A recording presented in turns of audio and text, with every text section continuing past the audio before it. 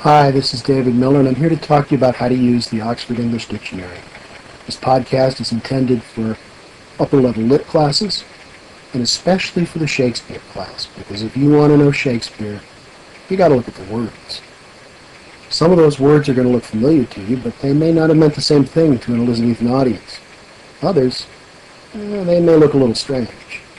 Now sure, you can look at the gloss at the bottom of the page for any of these words, and that'll get you through the passage. That's how you ought to read. But every now and then, to gain a deeper understanding of Shakespeare's style, you need to slow down and take a closer look. And that's what we're going to do today. Now, in order to do that, you need to consult the Oxford English Dictionary. There's no modern dictionary that's going to include either the unfamiliar words that you find in Shakespeare or the unfamiliar meanings of words that you see all the time. That's true for Shakespeare, it's true for any Renaissance writer. And that's why the OED is far and away the most important reference work we have for studying English Renaissance poetry and prose, drama. You're going to find these 20 volumes on the shelf in the reference room over at the library. And, it's great to go over there and take that big expensive book down off the shelf and look at the printed page. That's really the way to read. But if you're like me, often you don't have time or you can't make it. And so that's why it is really convenient that the OED is available online. And that's what we're going to do today. I'm going to go to the online OED, log in, check out a word, and show you how to find what you need.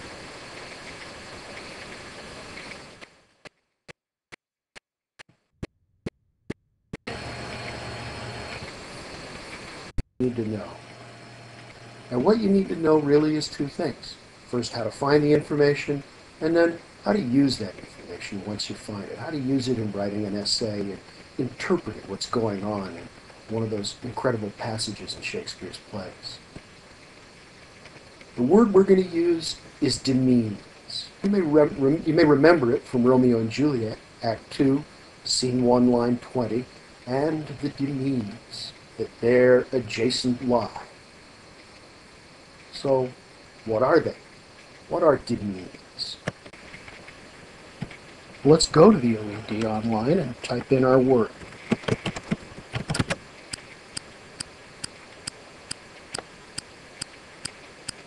There you go.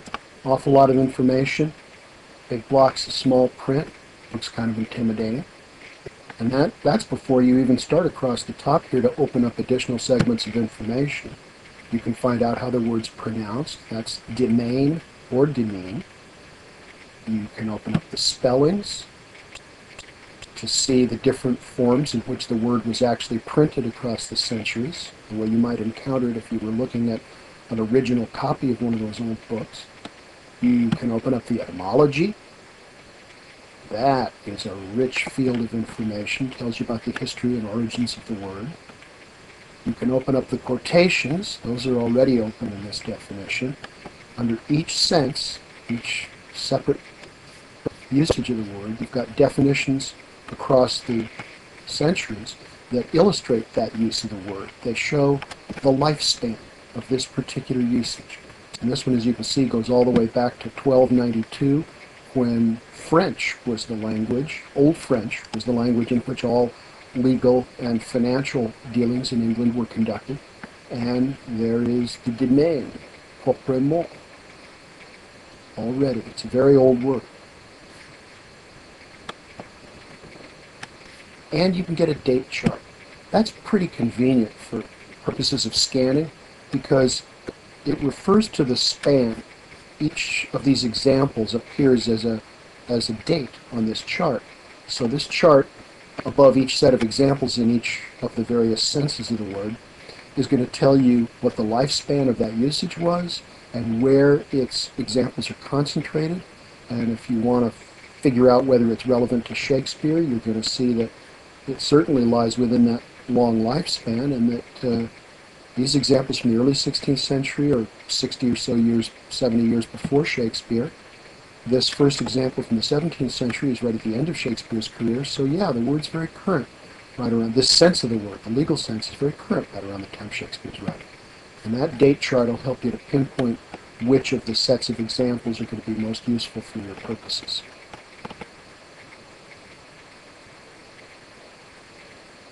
Now, I'm going to show you how to sort through and use all this information. But before we plunge right in, let's go back to the play and look at the word in context in order to get a clear sense of how the word occurs in the passage we're looking at.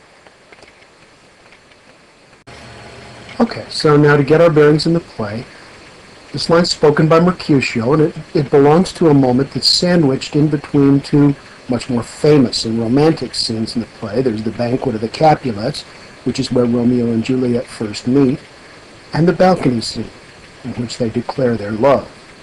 As we begin Act 2, Romeo has ditched his friends. You see Benvolio at the top of the page here saying he went that away, and they're looking for him.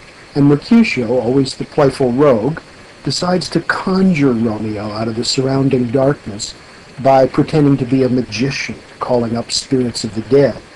Only he's not going to use the names of devils or secret spells. He's going to go with the stereotypes of romantic love. You know, a sigh, a rhyme, a reference to Venus or Cupid.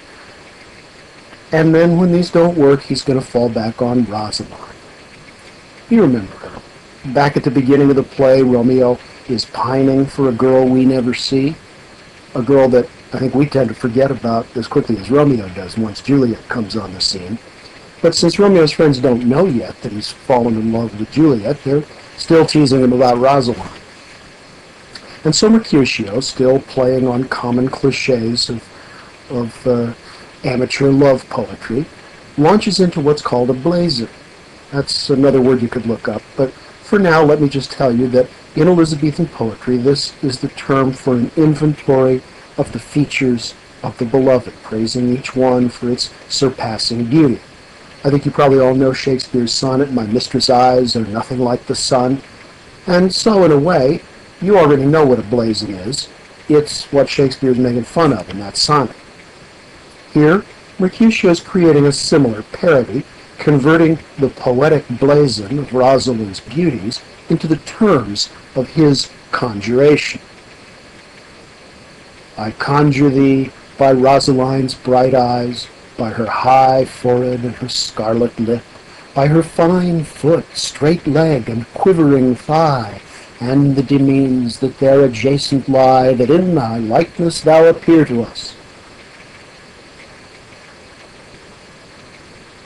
Now, you notice that Mercutio summons Romeo to appear in the name, and this is the inventory part, of Rosalind's eyes, her forehead, lip, foot, leg, thigh. You see where this is headed? Mercutio is not a nice boy. He starts out naming body parts that are associated with the soul and the mind, like the eyes and the forehead and the lips, but then he goes straight south to the foot and starts working his way back up toward, well, a different part of the anatomy. And that's how we get to demesnes. Mercutio, showing off for his male companions and pointedly teasing Romeo, conjures him in the name of Rosalind's quivering thigh and the demesnes that there adjacent lie. And I suppose that in a sense you don't really need a dictionary, let alone the OED, to tell you what Mercutio is referring to here. And if you did, the note down here at the bottom of the page would clue you in. Demesnes, domains, i.e. her genitals. So why do you need the OED? Well, you need it to figure out not what he's referring to, but why he uses the word demesnes to refer to it. And a footnote telling you it means domains really doesn't take you very far. So now, let's go back to the OED and see what we find. Okay, we got oriented in the play. Now let's come back to the OED and see what we can find out. I think the first thing that you probably need to know is the basic format of this definition before you plunge into the details. And the first thing to know is that there are two main divisions, two main sections for any OED entry. You've got the headnote section, is what it's called, and that's all this information at the beginning. And then you've got the section that lists all the senses. That's everything that comes after the headnote section. The basic distinction between those two parts is just that the head word section, I called it head note, but I should have said head word. It deals with the word's forms, how it's pronounced, how it's spelled, where it comes from, how its forms have varied over the centuries. And this includes etymology. It tells us whether the word was Anglo-Saxon, or whether, like this word, it came from Latin by way of Old French and the Norman invasion. The sense section lists the meanings, analyzes them into different groups, and traces them chronologically. Now, I'm not going to go into every detail of the head word section. If you want to know more about pronunciation, for example, you can go back to the login page. And there are links that explain all of the abbreviations that appear in the dictionary. It's a long way back, isn't it? There we go. Help with using the OED online, the quick reference guide, key to symbols and other conventions, abbreviations used in the OED online. That's where you can find out any abbreviation you encounter here, any of the symbols, explanations for all of them. The first thing that the dictionary tells you about a word before you really even get to the pronunciation is what part of speech it is. See over here, past participle, adverbial, verb. Demesnes doesn't have an abbreviation for a part of speech, though. And that means it's a noun, because that's the default part of speech for the dictionary. Typically, if it does identify something for you as a noun, like demerit, it would be because demerit also has a verb entry in this, so they'll tell you about the noun if there's any other thing to contrast it to. Then you get the pronunciation guide, then you get the forms, the different spellings of the word, together with the centuries in which they appeared. These are the forms that you would actually see if you went and looked at an old manuscript or an original copy of a 16th century book. And these numbers refer to the centuries in which they appear. It's an abbreviation for 14th through 17th century. They do a lot of things to save space, and it still runs 20 volumes, so I guess you can understand why they use a lot of abbreviations. This kind of information would be particularly useful if you were an editor looking up demesne or domain or one of these forms. You found this at a 15th or 16th century text and you wanted to look it up. That could be fairly tricky. You don't have that problem because the Penguin text, like most modern texts of Shakespeare, has modernized spelling. So you don't have to start out by figuring out what word you're actually looking at before you can try to figure out what it means. But if you were to see a passage from one of these plays the way it first appeared in print, you might be surprised at how different everything looks. Here's how the same passage about Rosalind looked in the first folio. You notice how our word is spelled? It means. That's listed in the OED, and it's listed among the forms in our definition. We'll go back and you can see in a moment, as current from the 16th to the 18th century. But if you were to enter this spelling, D-E-M-E-A-N-E-S, or without the ES, just an S, or demesne without the ES, you would try any of those things in the OED search field, you know what you'd wind up with? A completely different word, one that means bearing or behavior, demesne as a shortened form of demeanor, and then you'd be good and confused. So thank your editor for giving you modern spellings. It may mean you don't get to see Shakespeare's writings the way they actually looked in the original, but it also means you're a lot more likely to understand what you're reading. So you notice how our word is spelled here in the entry. It was this spelling. After the list of forms, we come to the etymology. Here's where things start to get really interesting. You learn from this etymology that our word comes from the Old French, but more than that, you learn that it's related to ideas of lordship and ownership, private or exclusive ownership of property.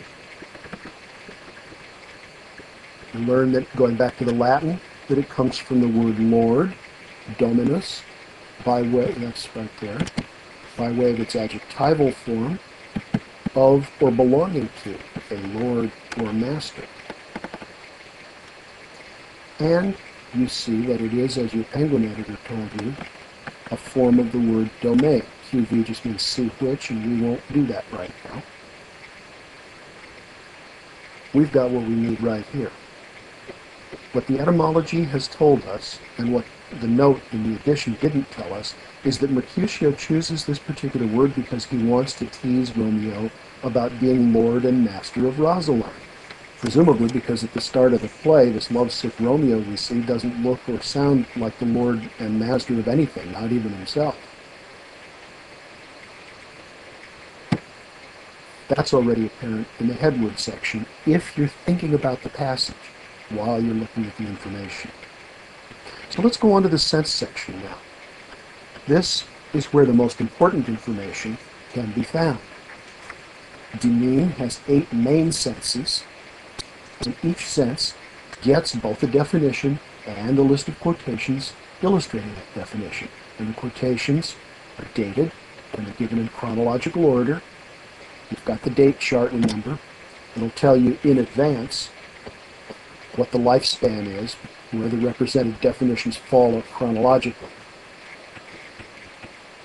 Now, from this list, there are a couple of things that you can see right away if you just look at the outline, look at the format. So if you look at the basic format of a definition, you're going to see a couple of things right away. How old the word is. 1292 is the earliest sense, going all the way back to the 1st century after the Norman invasion. You're going to see that the list itself is not strictly chronological.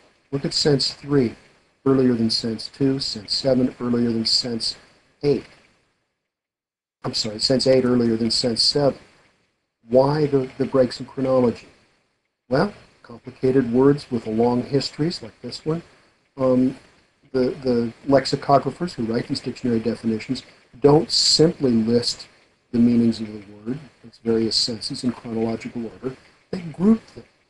They put them in related groups, sense groups. And as you see, those are indicated by the Roman numerals.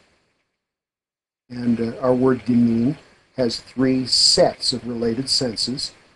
And if you look at the places where the breaks between these sets of related senses occur, you'll see that those are the same places where the list breaks chronology.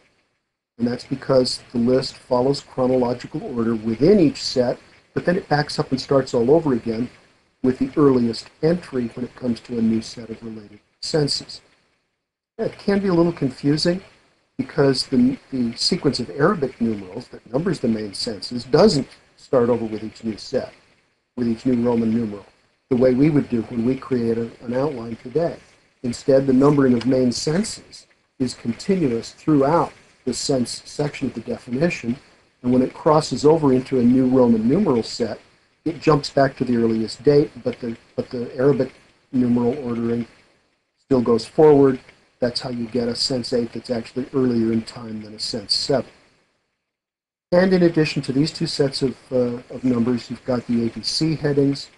These are used to create subsets within the main senses. These are variations on the main sense that would mark closely related but slightly different ways of using the word. And they too follow chronological order. In our definition, here are the main sense groups.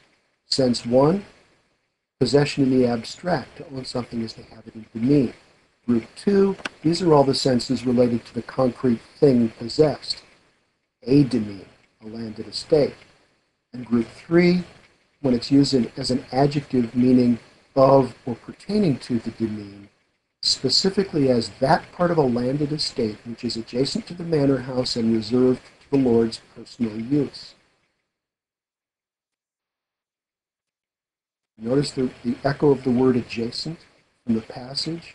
The demesnes that there adjacent lie. If you read this definition, this 3rd set of senses back into the passage, even though Mercutio is not using the word as an adjective, you can begin to see exactly how witty and how complicated his play with this word is, in the sense he uses it in the passage. We'll come back to that. For now, let's go back to our definition and look at the senses that we actually have there.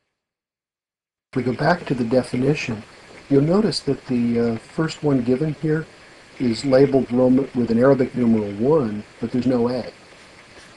That's another one of those abbreviations, one of those space-saving devices. Don't be distressed. B appears in its place just as if A had been there, and the same thing for C.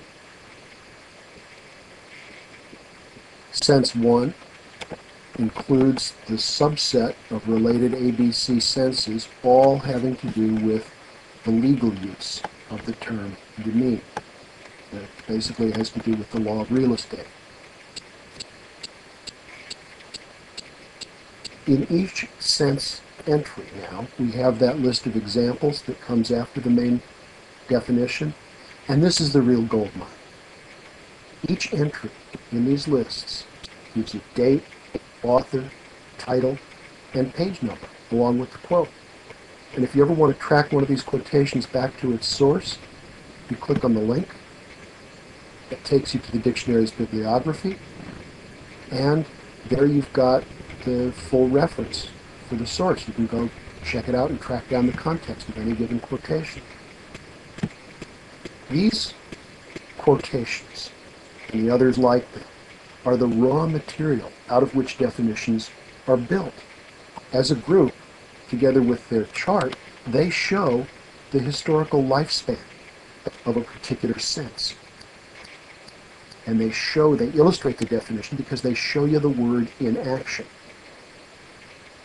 So, you know the basic pattern, you know where the real gold is.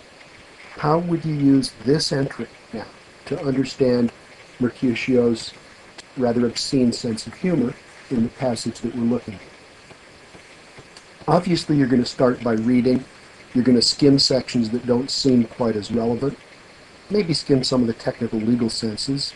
You don't have any reason to think particularly that Mercutio is using legal jargon. You might not look first at sense 3, since he's not using the word as an adjective, although you've already seen that there may be reason to get there eventually.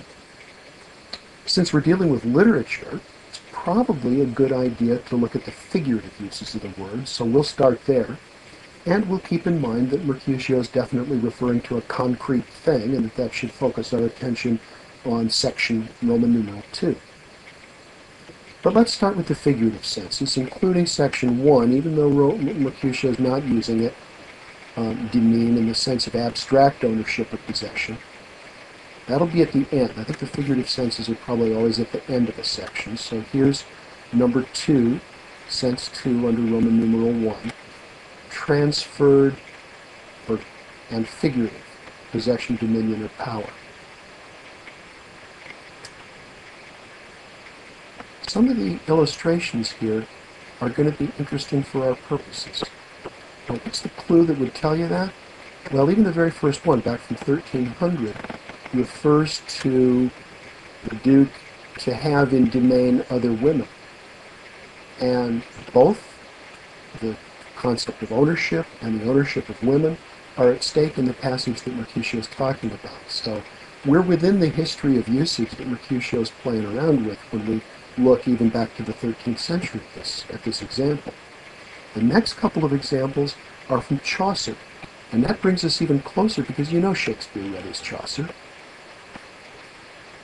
And so we should look carefully at a literary example that we know Shakespeare would have been familiar with.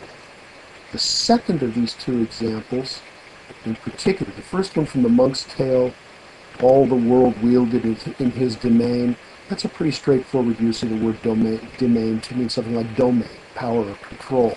But look at the next one, from Chaucer's translation of the Romance of the Rose. To bid me my thought refrain, which love hath caught in his demesne. This is a feudal metaphor. Love is a lord, and the lover's mind is in his possession, in his domain. And that shows us that already by Chaucer's time there is a tendency in literature to use this term of ownership and domination as a figure of speech to describe love relations. And we see that its earlier and perhaps more ordinary use defines the ownership of women, but that Chaucer is turning that around and making love, the abstract Cupid figure, the lord, and Chaucer himself is the vassal. We go to 1541, you see Wyatt, an early 16th century poet that Shakespeare would have been very familiar with, and he too is using it as a metaphor for love relations. Since that thou hast my heart in thy domain, for service true. Chaucer, this is 50 years before Shakespeare, is telling his mistress that she has his heart in her domain. This metaphor is still pretty close to Chaucer's. In both of those passages, the poet presents himself as the vassal, whether to the god of love or to his mistress. And that scenario, the lover as self-abased vassal, that belongs to the Petrarchan tradition, in which the lover suffers and complains. Chaucer is a contemporary of Petrarch, but Chaucer is already translating and transferring Petrarchan conventions into English literature. There's not a lot of courtly literature in the 15th century, so by the early 16th century, when Wyatt is writing, he and his contemporary Surrey are going back and still translating Petrarch, and especially Petrarch's lyric poems and sonnets, into the English language, into English literature, bringing it in with a certain freshness and originality still. But by the 1590s, when Shakespeare's writing, the Petrarchan poetry is a notorious bag of cliches. And the rhetorical device of the blazon belongs to the same tradition. The first time we see Romeo, he's spouting all the cliches he can think of from Petrarchan love. He's especially fond of the one known as the oxymoron. You remember him calling out to love as feather of lead, bright smoke, cold fire, yada, yada, yada.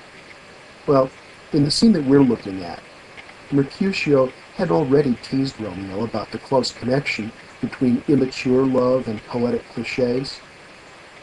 Speak but one rhyme and I am satisfied, pronounce but love and dove. Mercutio even mentions Petrarch in a line from this play. Now, however, in the passage we're focusing on, the specific lines we're looking at, in his use of demesnes, Mercutio is echoing its poetic history from Chaucer and Wyatt in a mocking way.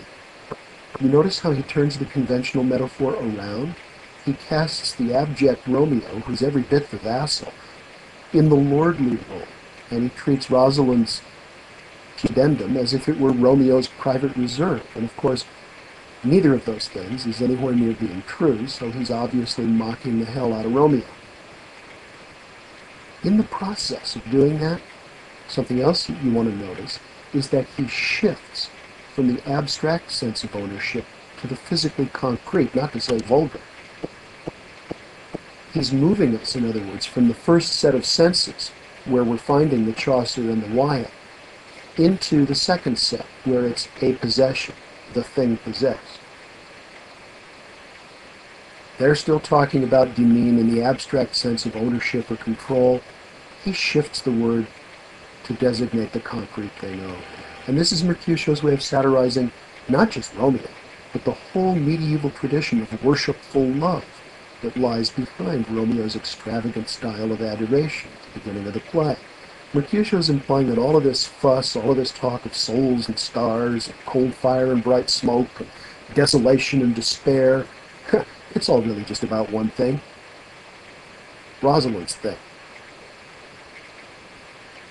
Well, if we go on now and look at some of the senses we find in section 2, we're going to see how verbally exact Mercutio's wit really is. They may be dirty, but it's precise. As a concrete noun, referring to the thing possessed, demesne specifies land possessed or occupied by the owner himself and not held of him by any subordinate tenant. Rosalind's genitals, then, are to be Romeo's exclusive possession. They must not be cultivated by any of his tenant farmers, but must, in the words here of sense 3, be actually occupied or held in hand by the owner.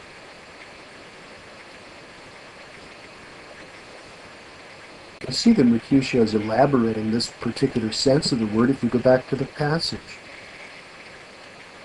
Benvolio warns, "And if he hear thee, thou wilt anger him." And Mercutio says, this cannot anger him. It would anger him to raise a spirit in his mistress' circle of some strange nature, letting it there stand till she had laid and conjured it down. That were some spite. Going on to the next page just a little bit, which I don't have here. My invocation is fair and honest. In his mistress' name I conjure only but to raise up him. Now, there are so many sexual jokes here. Raise and stand. They're perfectly familiar words to us, but for Elizabethan English, they have a much more complex play of meanings that we're not familiar with. They are conjuring terms. Raise and stand and raise up. They're terms used to refer to conjuration. But by placing them adjacent to Rosalind's quivering thigh, you can see what Mercutio is doing with them. He's making them refer to an erection. And he does much the same thing with the word spirit in Elizabethan English.